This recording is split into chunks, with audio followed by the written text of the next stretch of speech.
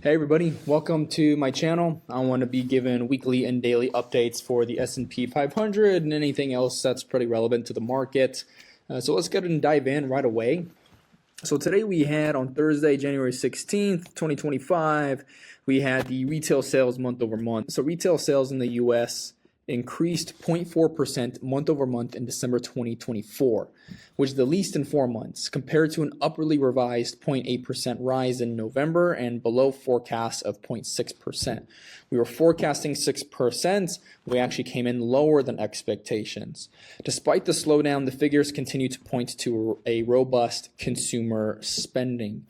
And we've also had earnings pop up today as well. So earnings today on the 16th, we had United Health, we had Bank of America, and we had Morgan Stanley as three of the most relevant ones reporting today.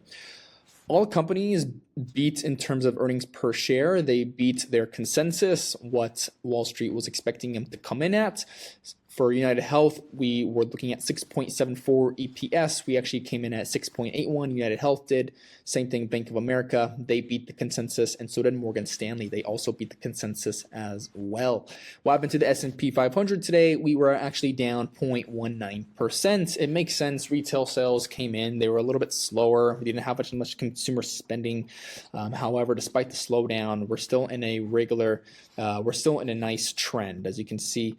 But the US retail sales were still increasing month over month. We just had quite a bit of a slowdown in December. I'm honestly surprised that the markets didn't actually sell off more, but we'll get into that right now. We're actually looking at some patterns here on the S&P 500. Now, I've always been looking at this head and shoulders that is potentially in play here, and I know a lot of other people are as well.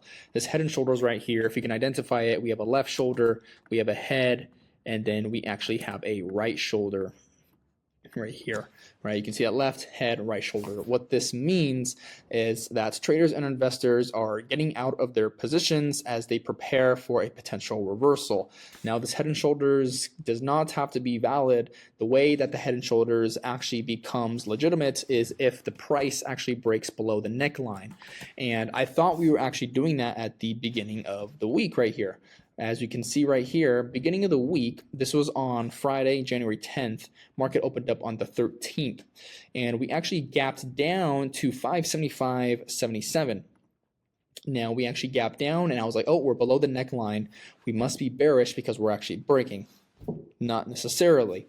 So we actually had a nice green day right here, and we've come up ever since. And that's a good sign for the market, saying that the head and shoulders were not breaking just yet, and we might not even see a breakdown below the neckline if data continues to come in very well and corporate earnings continue to do very well. Then we may see potential retests of all-time highs at the very least if we see the SPY come up, and that'll be a good sign for the bulls, definitely. And right now, when we actually gap down, I actually got into a bearish trade. I actually got into bear call spreads.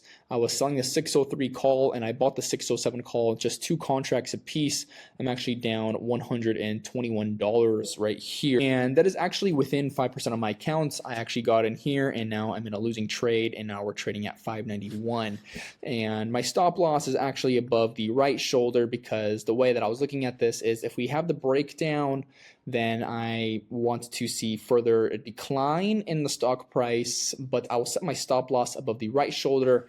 If the price goes above the right shoulder right here, this head and shoulders will be invalid, and this is definitely going to be a different pattern of some sort, and it is time for reevaluation.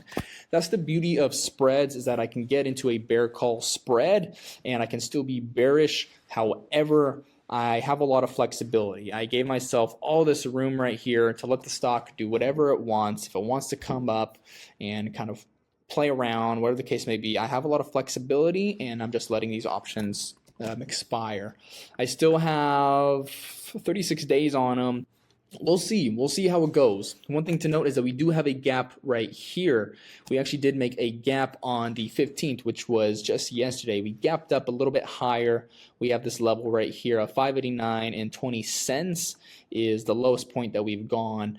And I wouldn't be surprised to see us come back down and potentially fill that gap before we continue to move up or down. One bullish play that I can see happening on this chart here is my use Fibonacci extensions. And by the way, this is purely just my opinion whatsoever. Don't take any of this as financial advice.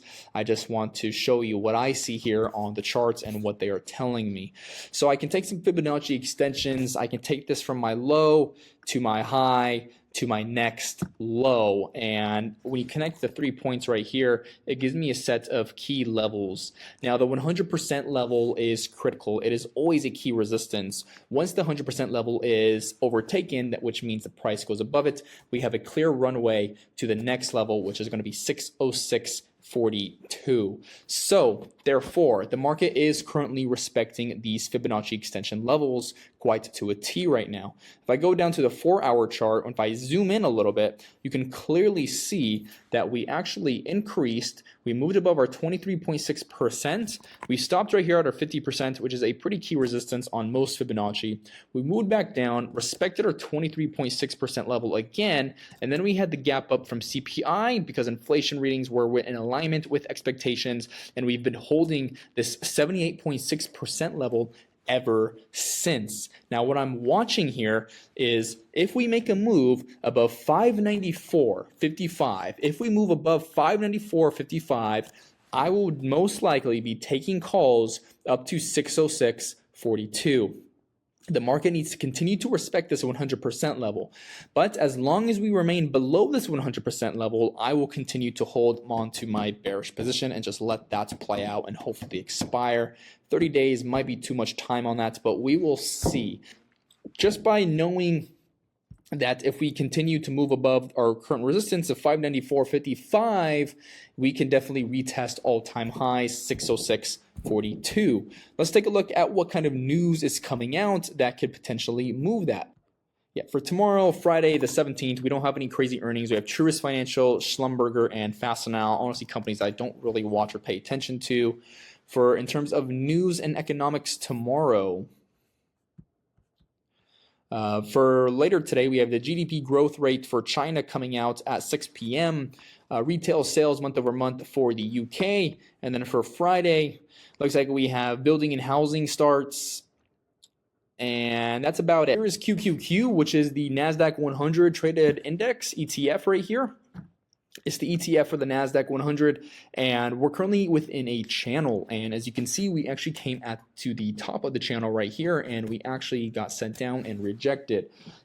So we're going to see if QQQ does break out of this channel here, then I can see us moving quite higher. Another thing to put into perspective is I can add my 50-day moving average here, and we can see that we're kind of just fiddling around. If we decide to go above the channel and we're above the 50 moving average, that will be a pretty good sign. The same thing with SPY. We actually tested the 50 moving average today. Right? I'll take off my extension level so it's a little bit more clear for you. You can see right here, as we tested the 50-day moving average here on the daily chart, we actually hit a resistance and we started to decline. And it also aligns with, you guessed it, the 100% level from these Fibonacci's. So I have two key components, key indicators that are telling me that there's a huge resistance here at this 594.55 level.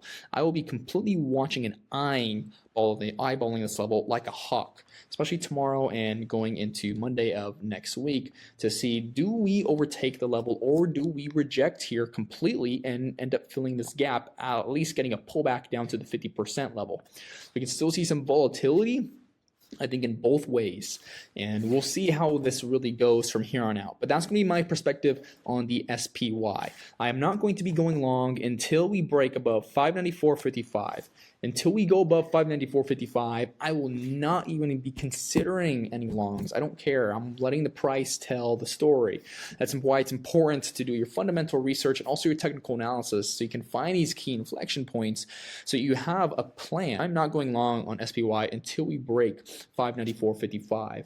And I can hold on to my bearish position, although it is losing. It does suck, but the risk is managed well. And if we do go above this level, I can also cut my bearish position. It makes more sense, and we can continue to steamroll up to the 161.8% level right here. So that's going to do the take right there. Thanks for watching.